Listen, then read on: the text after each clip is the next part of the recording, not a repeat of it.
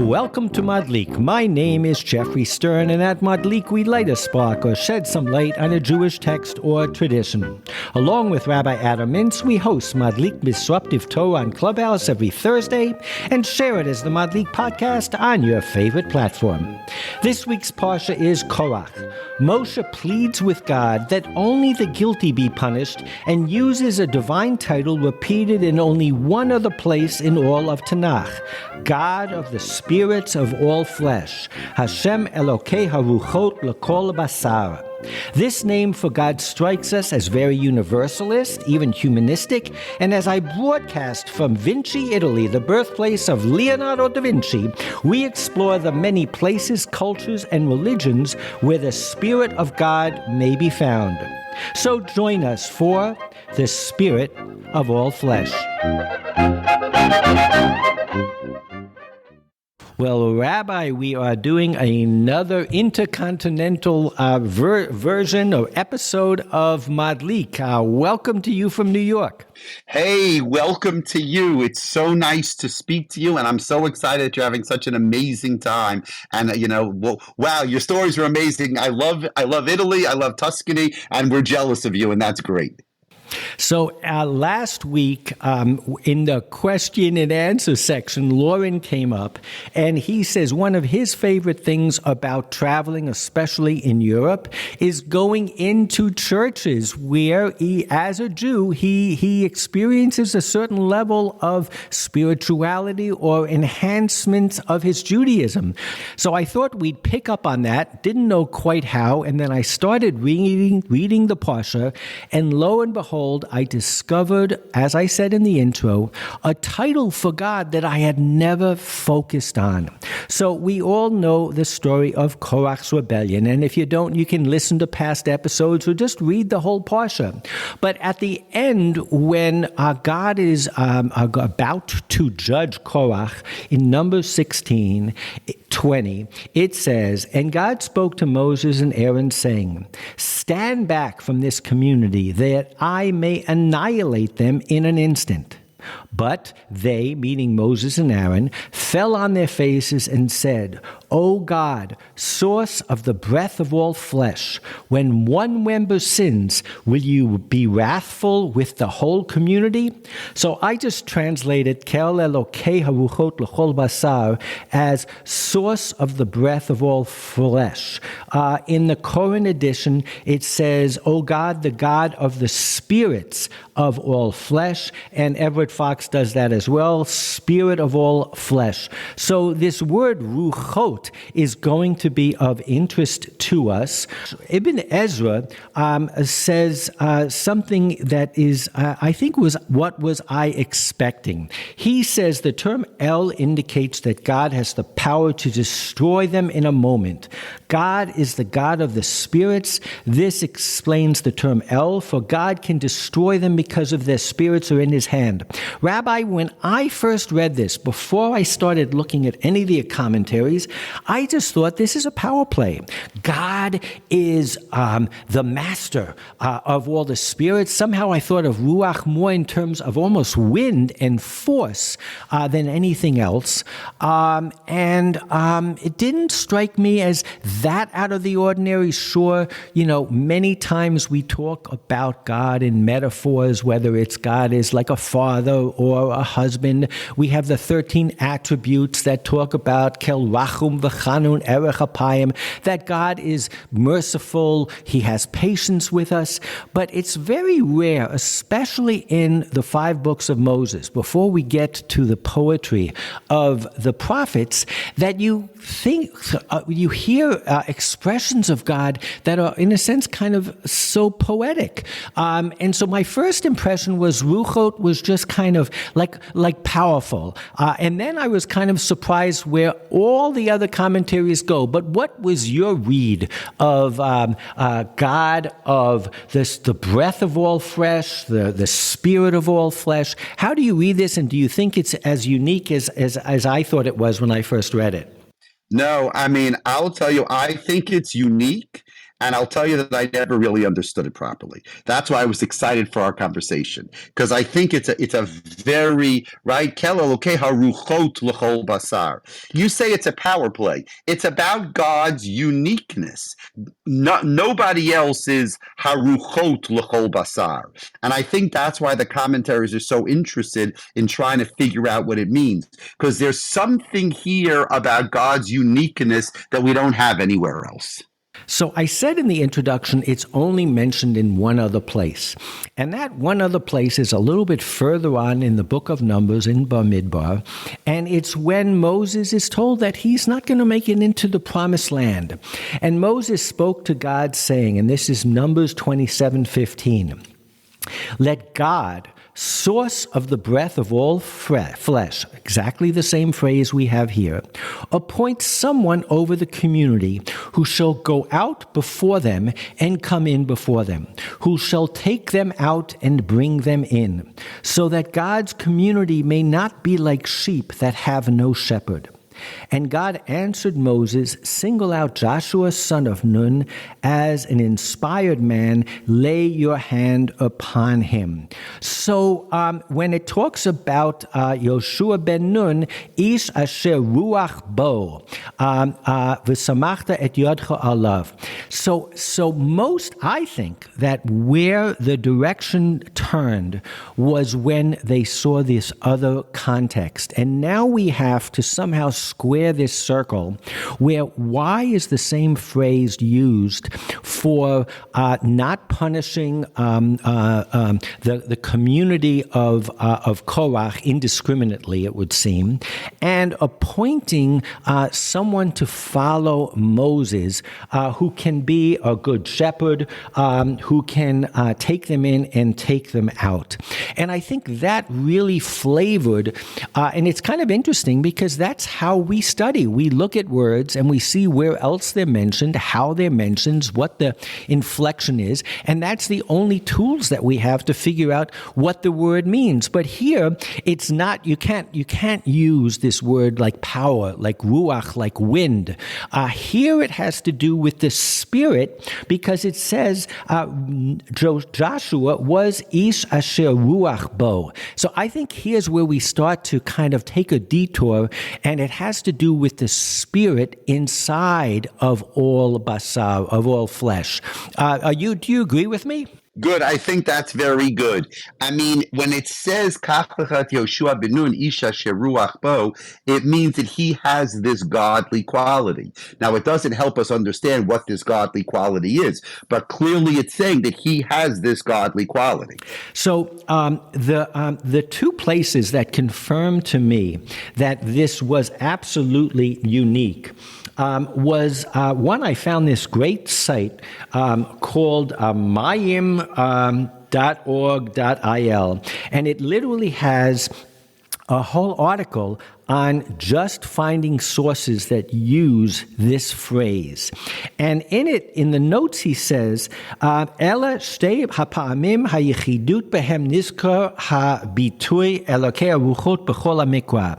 So there was the first time it confirmed to me that I was kind of right, that this was absolutely unique. This is one of two places, says this source, that this verse is used. And the other one was not the Chemo Leibovitch, but Yeshayahu Leibovitch, who says Moses, our teacher, uses here a very strange title, which is also singular in all of Scripture. So my hunch was confirmed, but what I did find was another verse that seems to use it as well.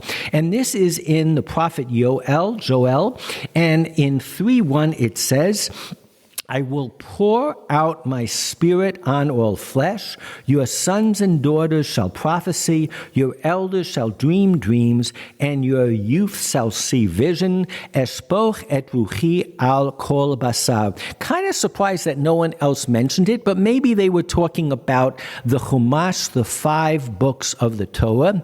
But here you really start to get a sense of the kind of universal aspect of this. I mean, not that I should be surprised, l'chol basar, when you say anything that affects all of flesh, it kind of rings true, all of humanity, wouldn't you say? You like al kol basar. I like the word eshpoch. What does it mean to pour? You know, that's really making the ruach into a real thing. They call that anthropomorphism, right? It's making God into something real. You're actually pouring that spirit. What an interesting idea it's like a liquid. Where does that come from? It's a beautiful metaphor. Isn't it beautiful? But it's striking. And I love the fact you mention it because I think it's going to come up in one of the midrashim that we are going to quote. Interestingly, on this, Rashi says on the Yoel, upon all flesh, upon anyone whose heart becomes soft as flesh. And I will give you a heart of flesh, he quotes from Ezekiel. He kind of tries to take away the universalism from it in a sense. He makes it almost more like a character trait, but the Radak really shows how revolutionary the concept is. I put his commentary into the category of he doth protest too much. In other words, He says, I will pour out my spirit upon all flesh, meaning on Israel. So he is really clearly bothered by the fact that this end of days prophecy is so universal and is so humanistic in the sense that anyone, whether they are young or old, daughters or sons, will have this. And I just quote him because he's an outlier, but I do think that he shows kind of how revolutionary this concept is.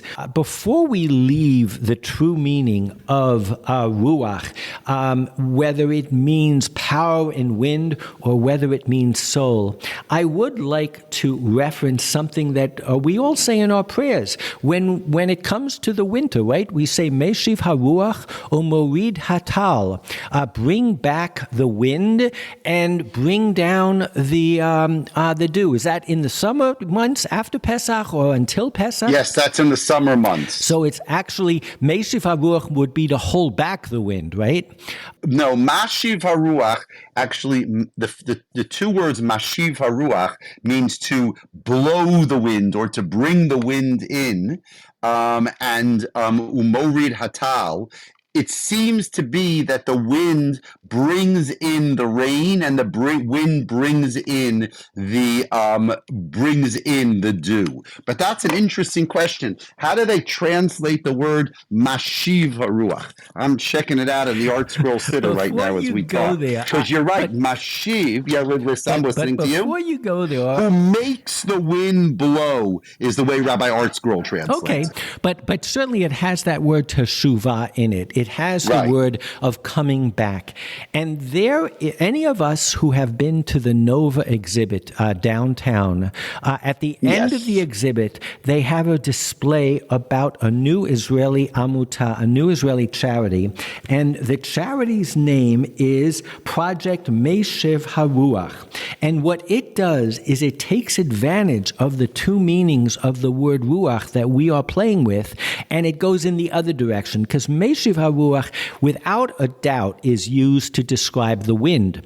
But it has opened up a charity that is helping those affected by the Nova Festival, including caregivers who were traumatized and need to get their spirit back and get personal resilience back. It is using Meshiv HaRuach as a way of bringing back your spirit. So that kind of brings it right up to today, that this word ruach, like I think neshama, which is another word for the spirit, but comes from the same word as linshom, to breathe, there is this sense that whether its life is associated with breathing or this ruach is movement that you can't see or touch maybe, but it's the dynamism, the vitality of life. Lovely how these words have been used to play out in different ways. Amazing. So we have Mashiv HaRuach and Eshpoch Ruchi. So you have great metaphors here today. So the other thing that came to mind is here we have unlike most descriptions of God in the 5 books of Moses that talk about how God, his disposition, his or her disposition to humankind, there are 2 times in my mind where man comes and tells God, in a sense, defines God to God and kind of says, God, get a handle on yourself. You are, in our case, the spirit of all flesh.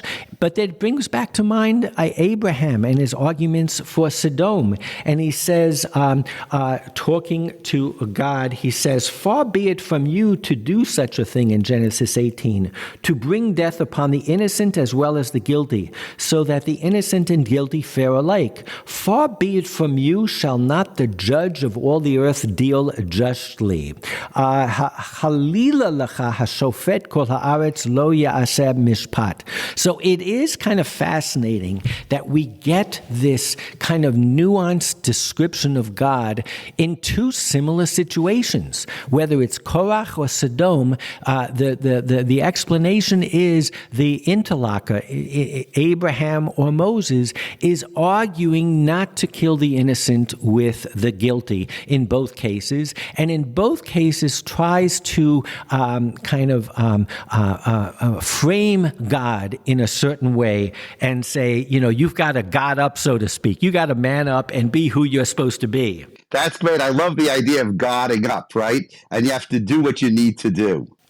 So now we're going to move into the mainstream explanation of what this the spirit of all flesh is. And it's actually rather beautiful, and it does square the circle or round the square of the 2 places that it's mainly referenced. Korach not punishing the innocent with the guilty, and Moses saying to God, pick somebody who can be a shepherd and who can take the Jews, the Israelites, in and out. So in Bamidbar Rabbah 21, it says, a man in whom there is spirit, because he said God of the spirits.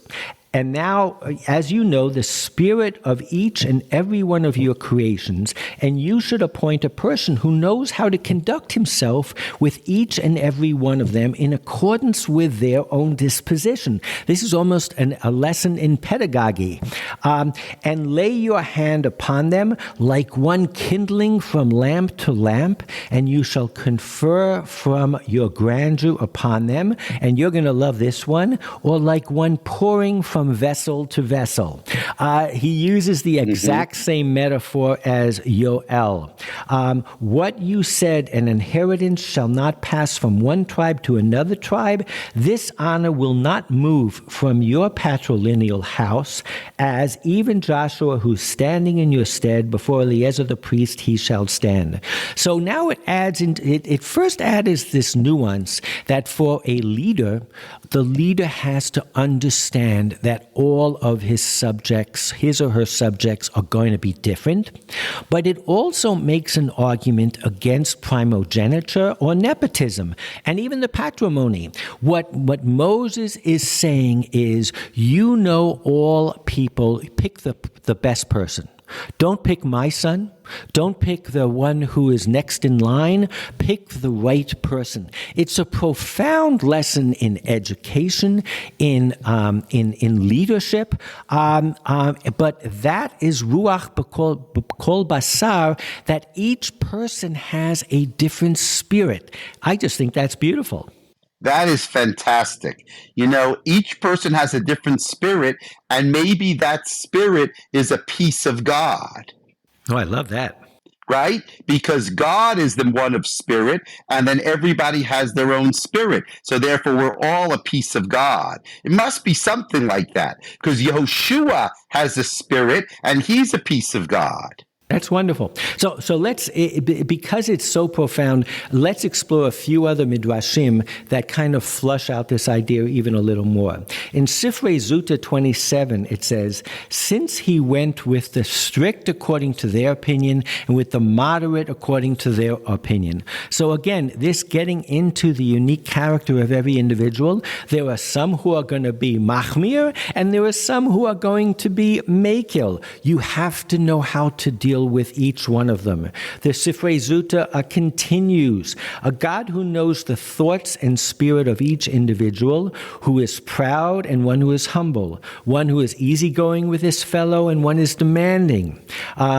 And he quotes from Psalms, he who fashions their hearts alike, who considers all their deeds. And he's quoting from Proverbs, every way of man is right in his own eyes, but the Lord weighs the heart. So the concept here is, as you were saying, this ruach, this spirit is in man, but only the ultimate spirit, God, can fathom it in every different person. And that is, and again, I think we're talking about humanity pretty obviously here, that is that there's a part of man in God and there's a part of God in every man. And that's that kind of pouring from vessel to vessel, that metaphor that you brought to the front that I love so much. Rashi on Numbers 27, God of the spirits of all flesh. Why is this expression used? Why does he not simply state Elokei kol basar, the God of all flesh? Why the spirit of all flesh? He said to him, Lord of the universe, the personality of each person is revealed to you, and no two are alike. Appoint over them a leader who will tolerate each person according to his individual character. So as usual, Rashi kind of summarizes where all of these various midrashim are going. It's really kind of profound, and it does take it beyond where Abraham was, which is just how can the judge of mankind not judge in this case? Here it goes even beyond Korach. Again, we're just protecting the innocent. Here we're looking for the kind of unique and good in every individual. Amazing phrase, a way of describing the Godhead.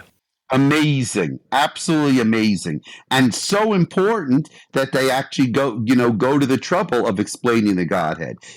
Usually we don't try to explain God, but here you see how much they go out of their way to explain God.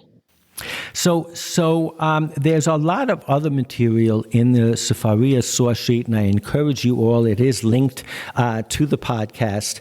But there's one a favorite Musar book that I love, Chovot HaLevavot. And in the section that he's actually talking about how we talk about God and what we have to believe in God. And after he says the obvious stuff, which is you can't really say anything positive, you can only say what God is not, then he gets into the fact that we can only call God by a name, and that's why we say Hashem. It's kind of a placeholder. And it even goes to the fact that God is called by so many different names because we cannot understand anything about him except his name. But then he brings our verse. And he brings our verse in line with the fact that we talk about God's glorious name is also associated with heaven and earth, the spirits. As Abraham said, I will make you swear by the heaven and earth. And Moses says, the God of the spirit of all flesh. But then he goes on and he says, the reason for this is that he is known to us in the way possible through the traditions of our forefathers, from who we have inherited the knowledge of his ways. And the way I take this, Rabbi, is that I really feel, and I think I've said this before, that belief in God, that religion, I feel is a chush, is a kind of a sensitivity, a power that man has, similar to aesthetics and appreciation of art, similar to appreciating music. It's something that no animal talks about or can think about. It's something that's uniquely human, and therefore it's not far-fetched to think that we get it from our forebearers. And from that, I look at this lechol basar, is the spirit that is transferred down to you from previous generations. Not 100% sure if this is what Chovot HaLevavot Avot is saying, but I do think that is part of it here. It's part of what Moses is doing for Joshua. It's picking the next person to pick up the baton. But I do think what the various midrashim are saying is that there is a piece of God in every human being. And from that aspect, if you want to discover God, you can look up, but you can also look in, and you can also look to the other person standing opposite you. It's a great idea. This is such a good topic. And, it's so important how it's brought up in this week's parsha, isn't it? Right? That's kind of surprising, though. Yeah. I mean, see, that's also a question which we haven't really talked about. Why is it needed in this week's parsha? Because really God is challenged here. And so God has to define God's unique character. Something like that, right? Either something like that, or in a year or two ago, we talked about why challah is mentioned right after that. And some of the commentaries say because the Korach is so depressing that God had to give them something sweet and something nice. And he had to talk about when you get into the land, you're going to take challah. And maybe this is the something sweet and something nice also, that God is Elokei kol basar. Ruach lekol basar. Who knows? But it is here. It is a surprise. And it probably means that we're talking about something that maybe most people aren't talking about when they study the Parsha of Korach, which is just fine. That's what we do in Matlik. No, that's perfect. That's why we are who we are, and we really picked up something that is that's really important, but is not. I think is really not addressed. I didn't think about it before. Finding the other pasuk in Yehoshua, and in the pasuk in Navi, I think that's great. In Yoel. Yeah. So in Brachot, and now we're talking about blessings that you say. The sages taught, one who sees the sages of Israel recites, "Blessed are you, O Lord our God, who has shared of his wisdom with those who revere him." One who sees sages of the nations of the world recites, "Blessed are you, O God, who has given of his wisdom to flesh and blood." Shenotan bechachmato lebasar v'dam. I found that kind of interesting because, again, it talks about this lakol basar or basar v'dam. One who sees kings of Israel recites, "Blessed who has shared his glory with those who revere him." One who sees kings of other nations of the world recites, "Blessed is God who has given his glory to flesh and blood." So I think whether it's exactly referring to this or not, I think we need to see the next Midrash Tanchuma, but I do think that there is this sense, getting back to Lauren's comment last week, of walking into a church which is from another culture, on another continent, and another religion, and being able to find the Ruach Elokim. I think that's where these thoughts are going. In Midrash Tanchuma, it says, quoting our verse, "And Moses spoke, let the Lord, the God of spirits, appoint, let our master instruct us.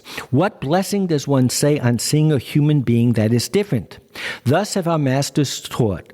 On seeing a black person, one with white blotches, a hunchback, a pockmarked person, or afflicted with dropsy, one says, Blessed is the one who makes mortals different. Baruch mishaneh habriot." What an amazing blessing about diversity. I mean, you can't get any better than that. That's great. I mean, okay, so we're about diversity, and each one of us has the Spirit of God in us, even though we are diverse. And it says, if you see someone who, for instance, is blinded by a car accident, something happened to them that struck them and handicapped them, you might say Baruch Dayan Ha'emet. But if you see someone who was born with a deficiency, you make the same blessing, Baruch Mishaneh Briotav. God, thank you for making people different. Then it says, but if he sees crowds of human beings, he says, Blessed is the one who is learned in mysteries. Baruch Chacham Harazim. I mean, again, it's like looking at a crowd of people and saying to yourself, what is the mystery of every person in this crowd? How did God make us in B'Tselem Elokim, and each one of us is that different coin that is minted from the same mold? I mean, it goes right back to the first Rashi in Bereshit, but it definitely celebrates the differences between us. And it comes from our verse. This one literally comes from our verse. Just amazing. Amazing. This is great. Just amazing. And the fact that it comes from our verse is fantastic. So just so we don't leave this and those who are listening don't realize other places that the word is used in terms of God, the spirit of everyone, when you do your Hashanot around the bima, this Simchas Torah, remember when it says, Ana Hashem Anenu B'Yom Korenu Elokei Haruchot Hoshiana. It made it to the Hashanas. It made it to blessings and piyutim that are said to a chatan and kala. It is really just amazing how this Elokei Haruchot Shel Kol Basar is something that we've all kind of passed over, but has become part and parcel of Yiddishkeit and Judaism, and this belief that we can really find the Spirit of God in everything. So I wanted to close with directly connecting with Lauren's comment about going into churches, and I'd love to hear from you, Rabbi, if you've had any experiences of going into churches. I have two. One recently, I was down in Atlanta, and I went into Martin Luther King's church, and I put on my kippah, and I wanted to be there as a Jew, and I wanted to express my solidarity and hope that the African American community would have solidarity with us and continue the solidarity for so long, and they acknowledged us. I think it was important to be there as a Jew. The other time, and it's in the notes, I went on a trip of survivors and children of survivors of a single village in Poland. And in this village of Beijing, the Nazis asked all the men to come to Friday night services. They locked the door and they burned down the synagogue. And a few of the Jews got out. I was there to commemorate that. We said Kaddish. And then all of a sudden I see people going up to the top of the hill. And I'm looking up and I'm looking up, and in the top of a hill is a church. And why am I going there? And then they stand outside, and I put pictures in the notes, and they laid a wreath under a plaque, and I looked at the plaque, and it was in Polish and Hebrew, and it says that the priest was one of the righteous among the nations. He opened up the doors of the church, knowing that he and his nuns were at risk if they were caught.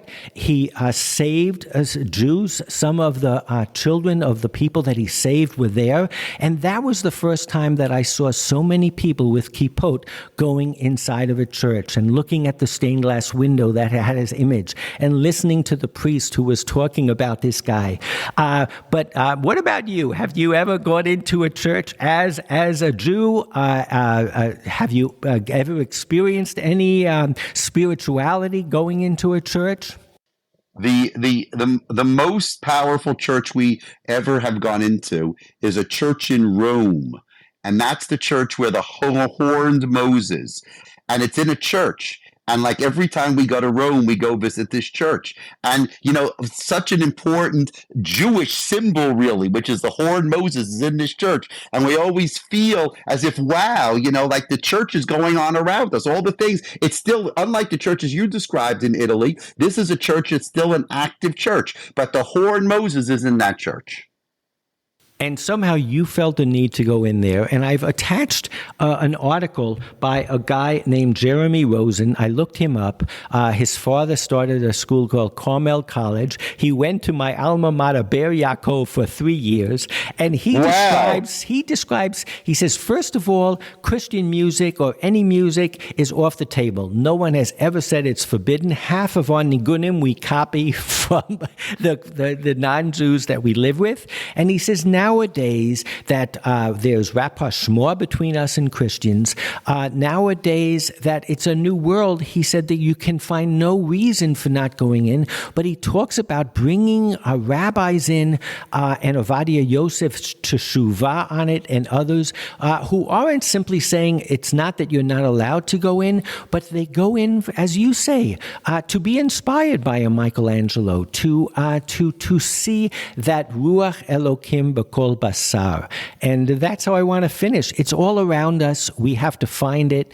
We have to celebrate it. And it is an amazing phrase and a perception of our God that is staring us right in the face and hidden in this story of Korach that we read this Shabbat. Amazing. Great topic today. Enjoy your Shabbat in Tuscany, and looking forward to next week back on the East Coast. Be well. Shabbat Shalom. Thank you so much. Shabbat Shalom to you.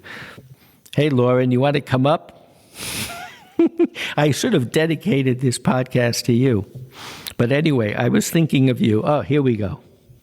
I didn't realize that would have had that impact on you, but I think you have to experience it to get that impact. The